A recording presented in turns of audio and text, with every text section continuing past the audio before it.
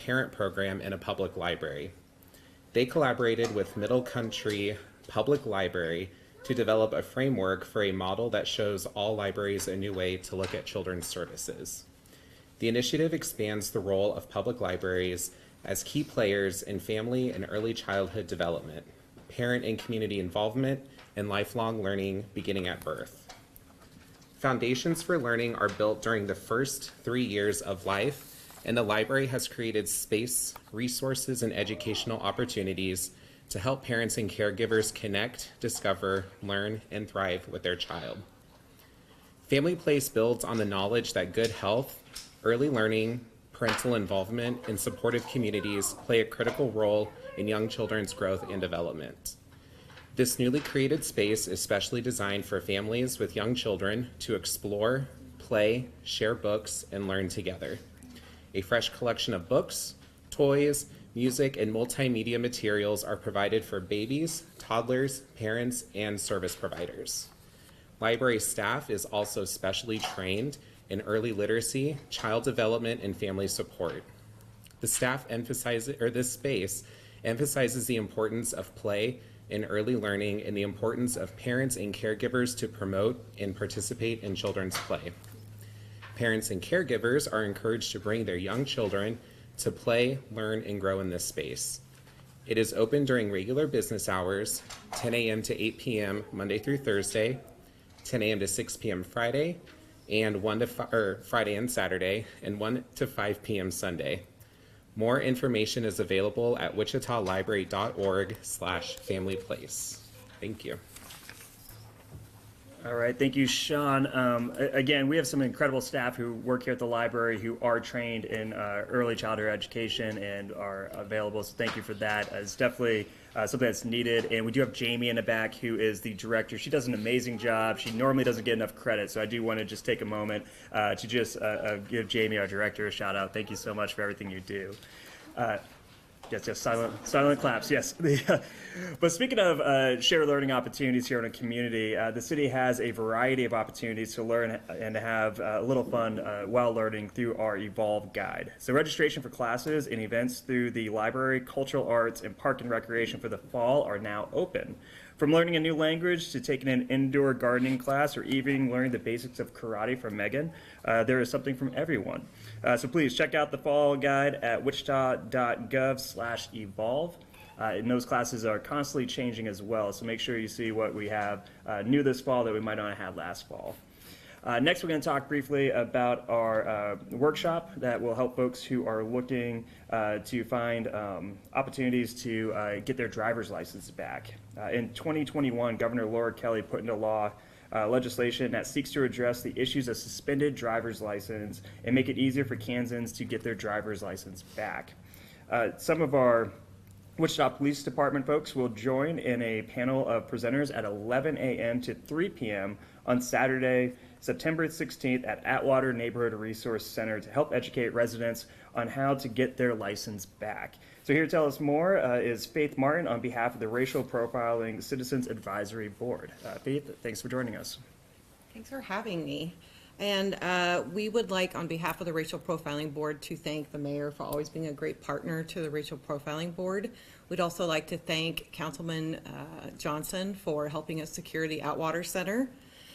We'd also like to thank Senator Olitha Faust-Gadot from the 29th District for being one of our panelists. We'd like to thank Lacey Black from the KDOR for being one of our amazing panelists. Colonel Brian White from the Sedgwick County Sheriff Department. Officer Laura Kimry from the Wichita Police Department, one of our great partners. And Robert Moody, attorney at law, will be one of our panelists as well. The impact of Senate Bill 127 will help many people in Sedgwick County and Wichita, Kansas. Our workshops typically are so full, we're actually having to turn people away, and we hope that we don't have to turn too many people away this time. We have 6 attorneys that have volunteered their time to come in and help any resident that chooses to come to the Atwater Center. Anyone that wants to learn about how Senate Bill 127 can help them. If you come, you can file a hardship application, find out if you qualify. You can find out the status of your license. Usually the line is quite long to sit with an attorney, but that attorney will help you look up those things. And while you're waiting to see an attorney, you can hear from our wonderful panelists to learn all different sorts of things. You can learn about the walk-in docket. You can find out information from the jail. Each panelist will have different information. All those attorneys are doing this with their own time, so we hope that we don't have to turn too many people away, but the wonderful thing is that all the data that we pull from this workshop will help us as we go to the State House to try to help people that have revoked licenses next year. So please join us at the Atwater Center this Saturday from 1 to 3, and thank you so much. Go clap for everyone. So Faith, thank you. We know there's roughly 50,000 Wichitans who live in our city with suspended driver's license as of December of last year, and we're working on a variety of ways to help them get those licenses back.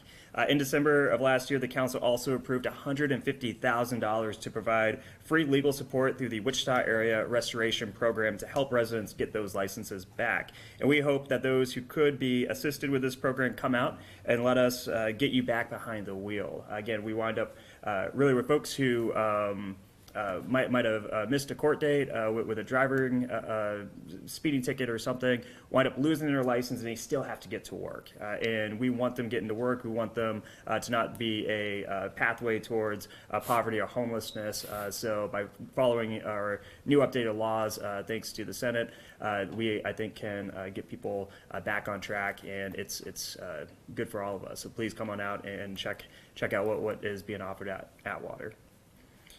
So with that, on Saturday, we have a real busy day, or busy weekend to be honest, but on Saturday, besides the driver's license workshop, we are also hosting an official ribbon cutting dedication ceremony for the Chester I. Lewis Reflection Square Park.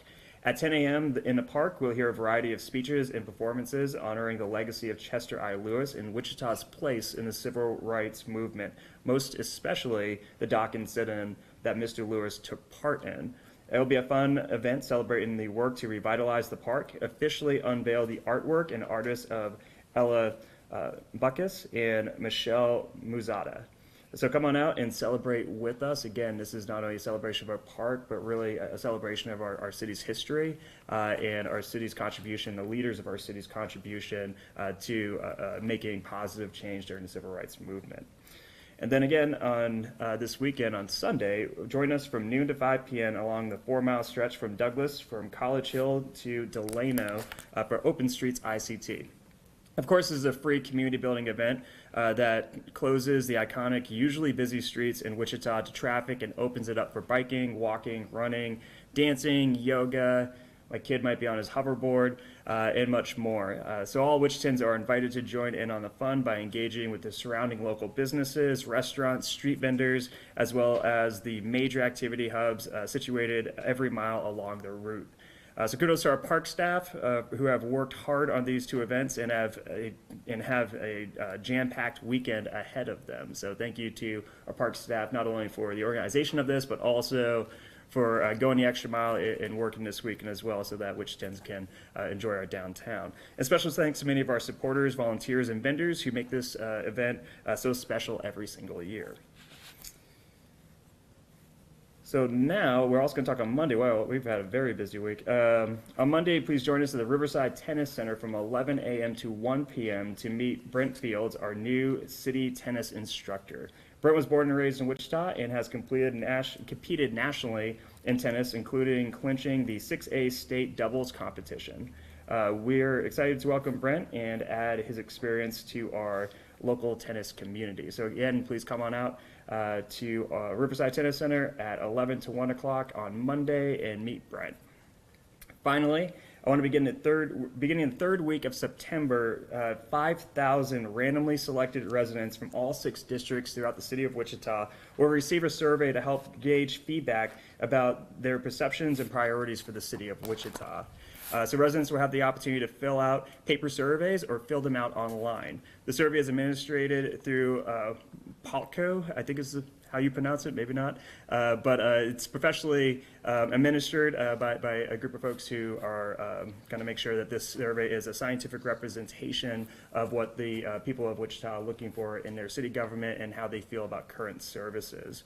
So please, we ask that those residents who have been selected for the survey to, when you begin receiving it or receiving a postcard, to fill it out and send it back to us so we can make sure that your opinion gets added to it. So the survey is very similar to last year's survey. We have begun sending out surveys annually instead of just every 2 years. So this is something that we continue to do as we continue to try to improve on our services. So we're trying to expand and grow the ways that we listen and respond to feedback from the community. And we encourage everyone, again, if you receive the survey, to please take advantage of it. It is only about 5,000 people who are getting it, so we want to make sure that we get as much of those surveys back as possible. We will also open up an online survey of the same survey questions for all residents. So if you're someone who, if you get this or not, please know that you can voice your opinion online from October 13th, and it's closing October 27th. So while the open survey is not scientific, we want to provide opportunities to hear from all residents who may want to participate, and that's the online part. So we hope that residents who receive the survey will participate and hear from as many residents in our open survey as possible. Now finally, I just want to take a second to thank and give praise to the Wichita Police Department. As many of you know, yesterday, they responded to a mental health incident which was resolved peacefully, and the individual is now receiving the help in which they deserve. So I want to first recognize the work of Chief Sullivan and his officers, as well as the work of the newly renovated or the newly supported work of ICT-1. To implement best practices that they've learned through training to respond to critical incidents like the one we had yesterday, and try to make sure that these incidents end peacefully in the end without any further damage to people or to property. So this incident highlights the need for more mental health resources in our community. And just a reminder that there is a 24-hour community crisis line for anyone who needs mental health or suicide prevention help. And that number is 988. And it's free and available to anyone who needs it. So again, just want to thank our ICT-1, our new team that we were able to add more resources to, working alongside our police officers. So if there is a person in mental health crisis, they can actually get the mental health services that they need. And we saw that in action yesterday, and thank God that that there was no one hurt in that incident. So again, thank you to our first responders, to our police chief, and to those who responded with the ICT-1 initiative. And with that, I'll open up to questions. Matthew Kelly gets the first question because he wasn't here last time. Oh, okay. I've got a question. Talk about the Chester I. Lewis dedication and celebration of the city's civil rights history. Kansas Supreme Court is currently grappling with conversations, the city case that obviously, I know there's limitations on what you can comment on, but the court's grappling with some really big ideas about how people can reasonably be expected to respond to disruptive political speech, and whether or not efforts to eliminate or minimize conflict could have a chilling effect on constitutionally protected speech. Could you speak to the city's ongoing commitment to the freedom of expression in that context, even when it gets, but then just speak to that, I guess. Man, the eagle came out swinging too. No, this is good. I know I did call on you. And a really good question. I can't actually talk about an actual case as it's going through the system right now. Of course, our administration handles that, and I am not a lawyer. I just sometimes pretend to be one when I'm on the bench. But moving forward, we want to make sure that we strike that balance because as we celebrate the civil rights era in Chester, Lewis, and the sit-ins, we also know that at that time that was a bit of a revolutionary perspective that they were doing. I think some folks call it good trouble. It's the type of stuff that's supposed to move the ball forward when it comes to these conversations, and that type of speech should be protected. And I think that as we grapple with our history and we look towards more progress, we have to make sure that we are valuing public speech and even political public speech that might make us uncomfortable, and to look into ways in which we can make that more proactive. And that's something that we do at the city level of policy to try to make sure that we can bring more voices to the table. And history is littered with these events of protests turning into policy. But in this particular case, I can't comment about the details of it. I'm just not familiar with like a lawyer would be or like our legal staff would be. But I think as we move forward, most Americans value free speech and think that it helps generate positive policy. And I think that the courts have a history of trying to figure out where that line is, and we'll probably see that with the Supreme Court. And frankly, I think that however they rule as a city, we will abide by that ruling. Is that good? All right, I'm not calling it the Eagle anymore. All right, who else we got? I literally threw him on the spot, by the way, so that was quick. Hats off.